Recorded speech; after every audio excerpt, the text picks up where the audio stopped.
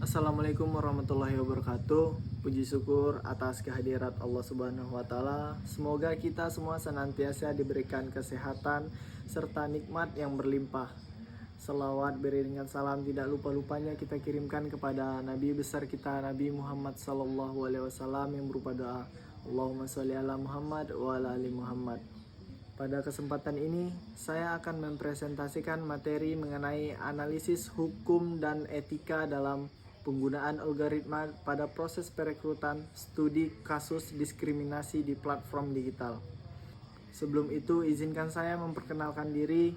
Perkenalkan, saya Dimas Gilang Rizky dengan NIM 202406000020 program studi hukum dari Universitas Siber Muhammadiyah. Adapun materi yang ingin saya sampaikan adalah analisis kewajiban hukum dan etika dalam penggunaan algoritma pada proses perekrutan studi kasus diskriminasi di platform digital.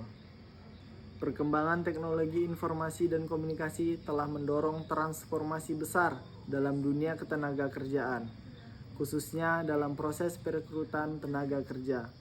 Banyak perusahaan dan platform digital saat ini yang menggunakan algoritma dan kecerdasan buatan atau AI untuk menjaring CV, menilai kecocokan kandidat, serta menentukan kelulusan tahap awal seleksi.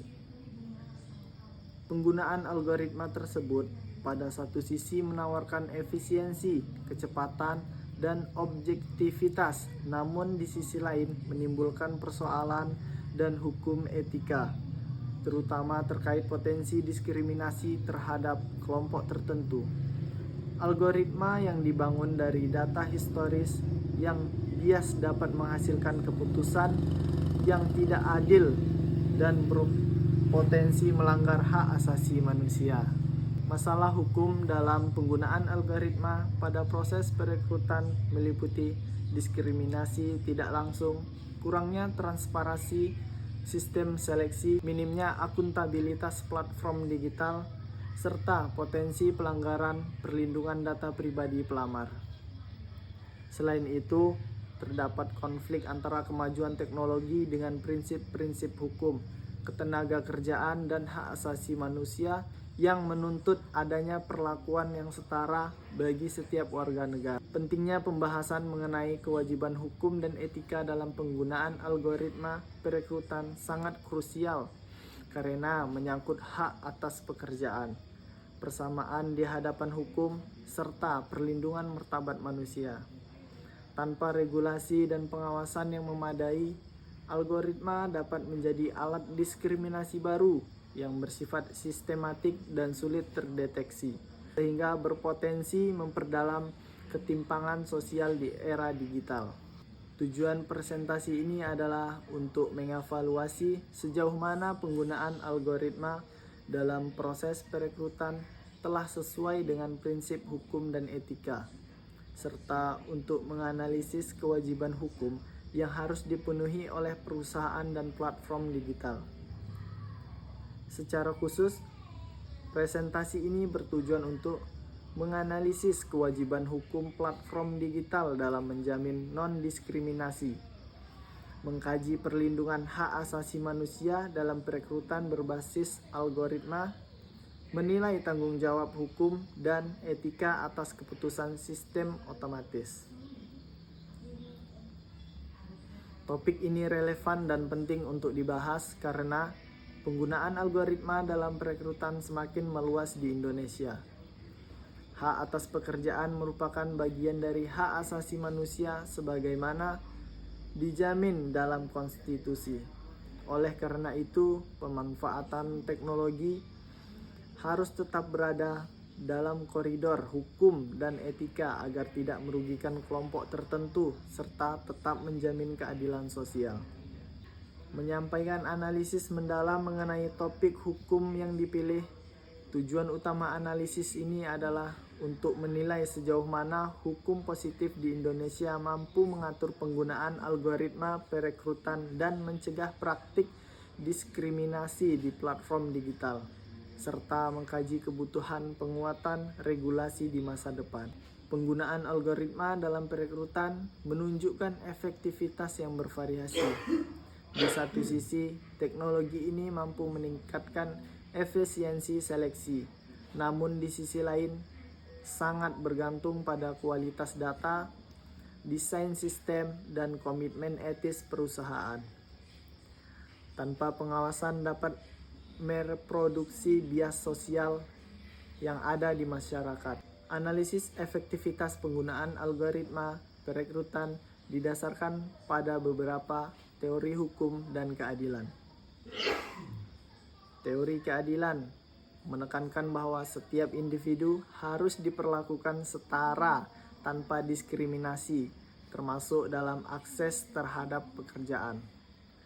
Teori hak asasi manusia, hak atas pekerjaan dan perlakuan yang adil merupakan hak fundamental yang harus dilindungi oleh negara dan pelaku usaha. Teori akuntabilitas teknologi menegaskan bahwa tanggung jawab tetap berada pada manusia dan institusi, bukan pada sistem algoritma.